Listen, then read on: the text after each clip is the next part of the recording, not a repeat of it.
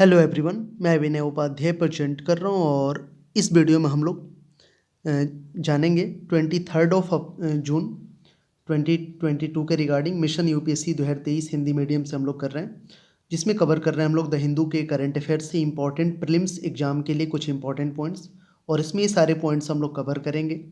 इससे पहले ऑलरेडी 1 से लेकर 22 जून तक का मैंने कवर करा दिया और जो है एक स्पेशल इसके लिए प्लेलिस्ट मैंने बना रखा है प्रीलिम्स फैक्ट्स करके, उसमें जाके पीछे के सभी वीडियोस को देख सकते हो। चलिए शुरू करते हैं। कुछ एमसीक्यू क्वेश्चंस भी मैं पूछूंगा, जिसका आंसर आप हमें कमेंट सेक्शन में दीजिएगा।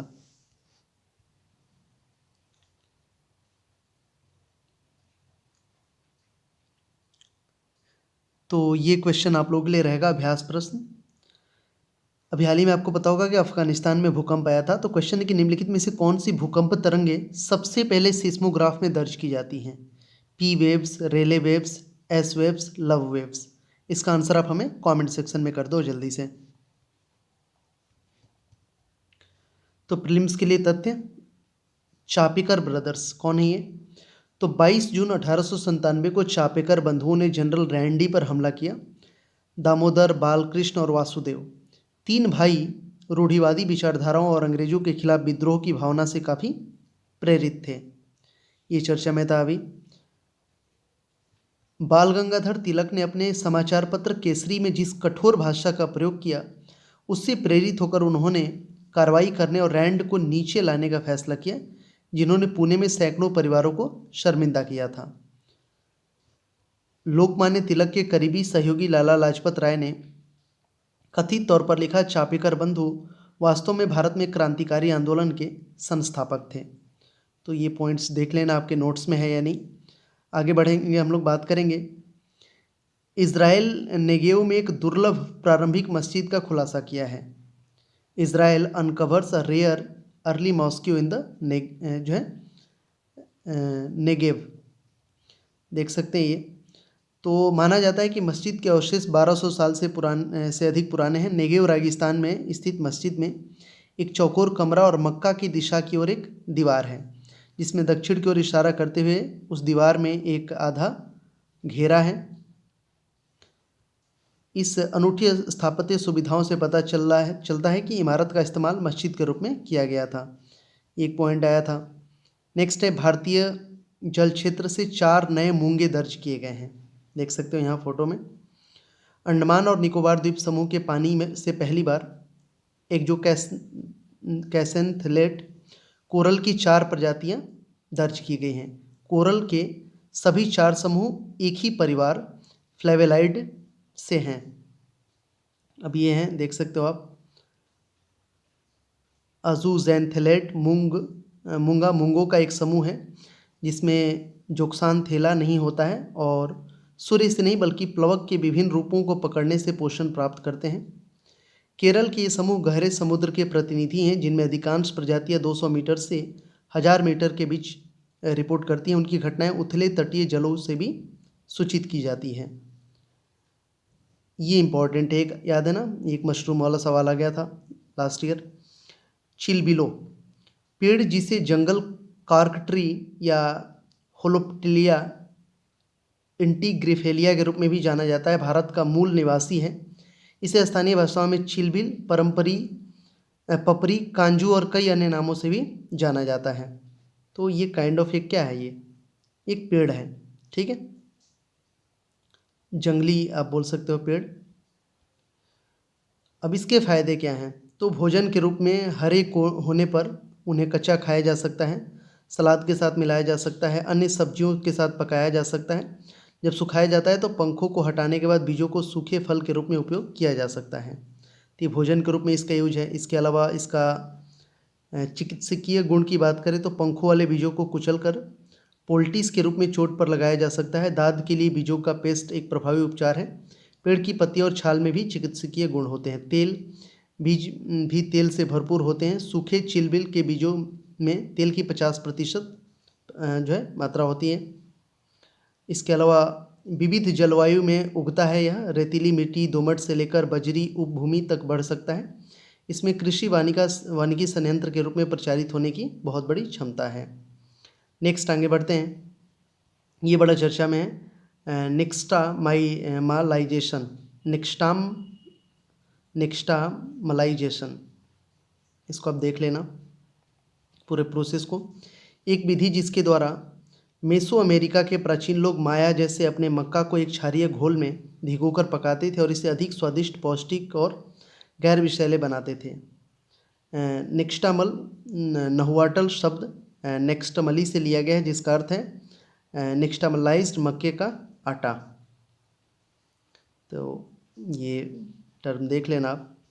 नेक्स्ट है उधमपुर जम्मू कश्मीर में भूकंप वेधशाला, ये मैप के थ्रू भी इसे समझना।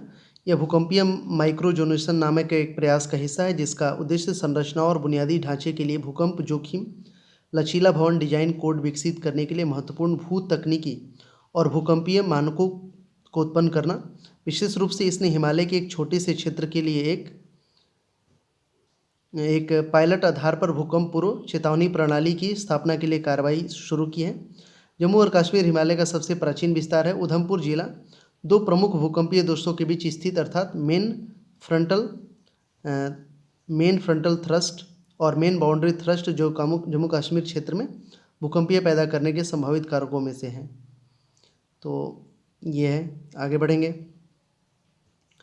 Data localisation in various country. Google संकीर्ण रूप से अनुकूलित डेटा स्थानीयकरण चाहता है। गूगल ने सुझाव दिया है कि स्थानीय भंडारण और आवश्यकताओं को जितना संभव उतना संकीर्ण रूप से सिलवाया जाना चाहिए ताकि इसके डाउन साइड्स को कम किया जा सके और कुछ बहुत विशिष्ट वैध आवश्यकताओं के लिए अनुकूलित किया जा सके, कि ये न्यूज में था। आगे बढ़ेंगे, इसी के कुछ पॉइंट्स हैं।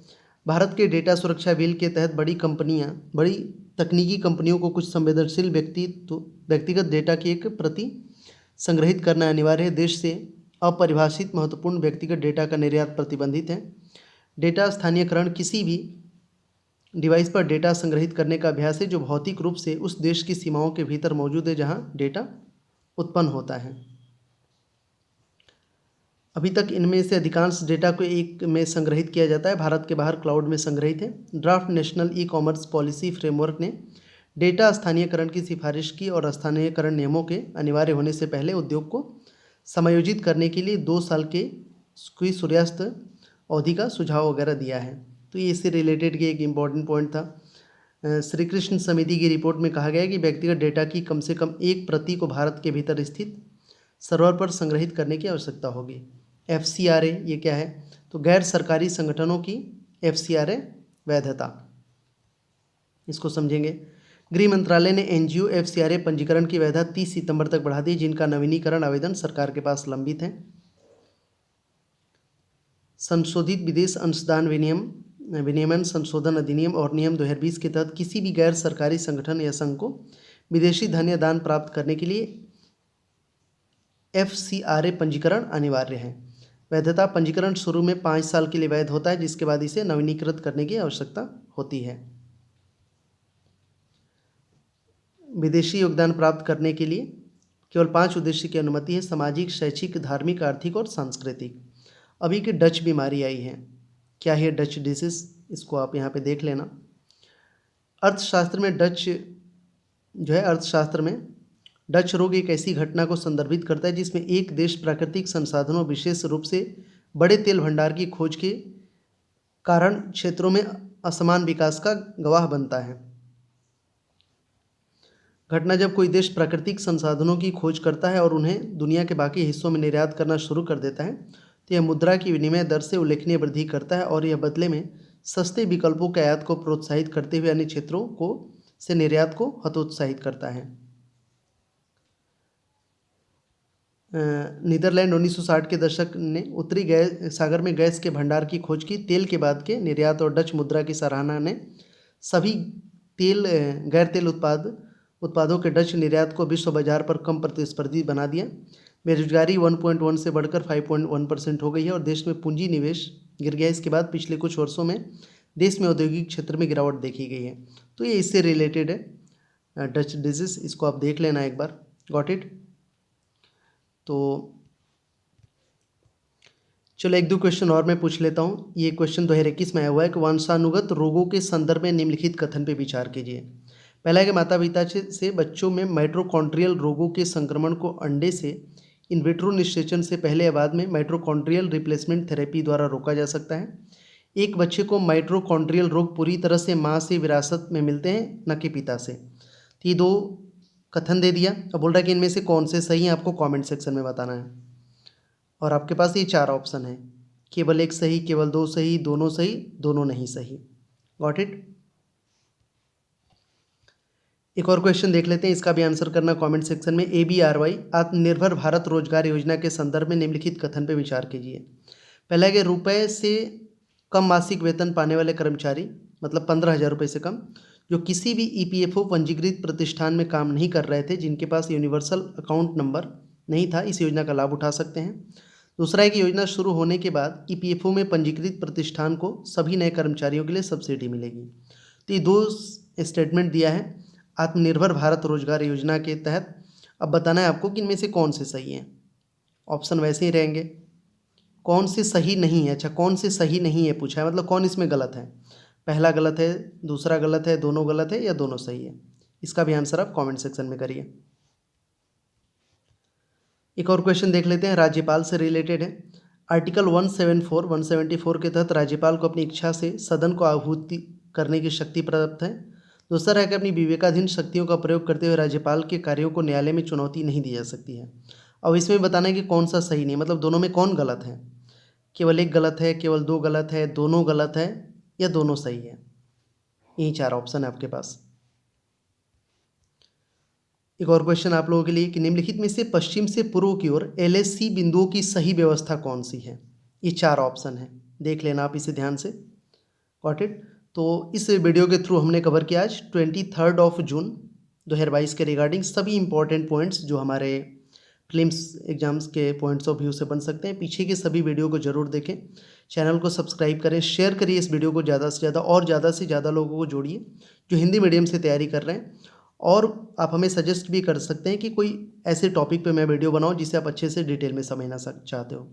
Thank you so much for watching this video. मिलते हैं नेक्स्ट वीडियो के साथ।